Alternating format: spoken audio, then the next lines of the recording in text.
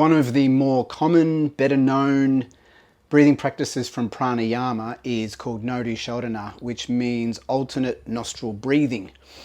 And we can do this in a very traditional way, or we can do it in a very, let's say, modern way. And from a biochemistry point of view, you get the same result.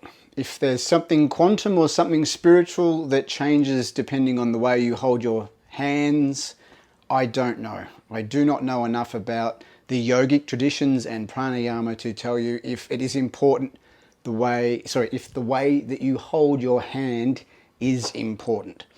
So I would encourage, if you're interested in the ancient breath practices that are associated with the yogic practices and even earlier, then do some research for yourself, because you can completely geek out. I know I am a complete breathing geek myself.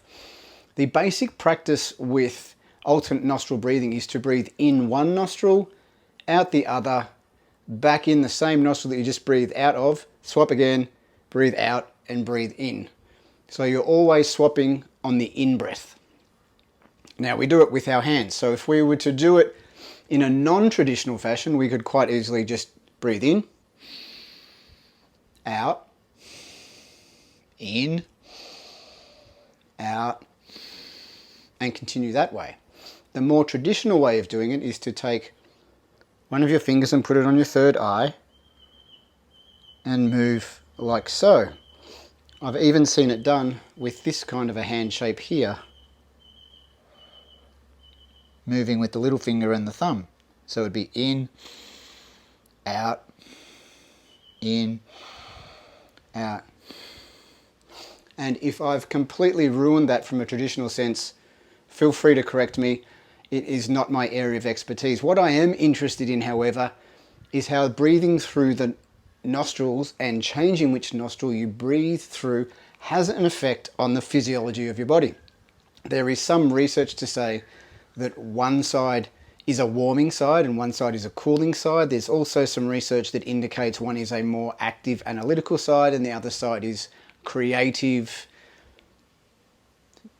I am not 100% sure, because my research thus far is, let's say, unresolved. There are some research studies that indicate different areas of the brain light up depending on which nostril you're breathing through. And the ancient breathing masters did know for a long time that the nostrils actually open and close all by themselves throughout the day. And I find that fascinating, because I wonder if that is something that might affect the type of thinking that we can do. Maybe when one nostril's open, we're better at analytical thinking, and when the other nostril's open, we're better at creative thinking. Maybe we can tap into that. And again, that's something that I'm looking into myself, and if you want to geek out, you can look into it as well.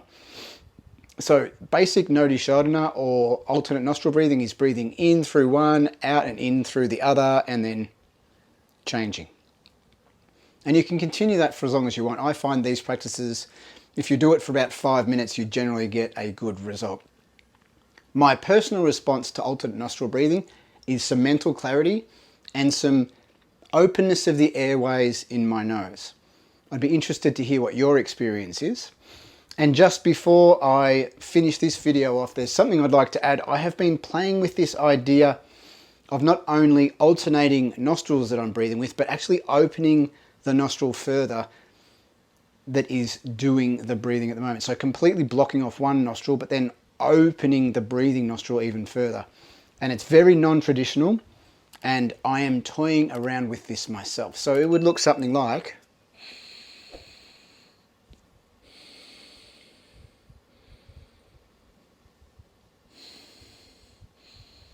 Now it does look completely ridiculous, I understand, but it is like opening the nostrils with one of those nose straps, the tape that you can get that some athletes use, or using a nasal nostril dilator, which is a little plug that kind of pushes your nostrils open, but you're doing it by yourself.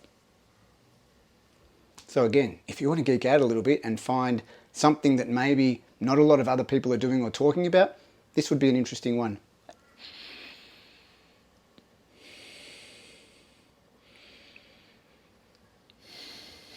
I find the opening of the nostril to make the breath going in and out quite a lot easier. Like most people, I have a deviated septum, so my nostrils don't work as they were, let's say, designed to work. They are not optimal, but we do what we can with what we've got. So if you would like to toy around with this one, please do, or the traditional method, or the modern method, and just see what happens for you. A lot of breathing, especially the safer practices like this one, can be indicative, can give you an idea of what is possible with breathing, and this one is very, very safe.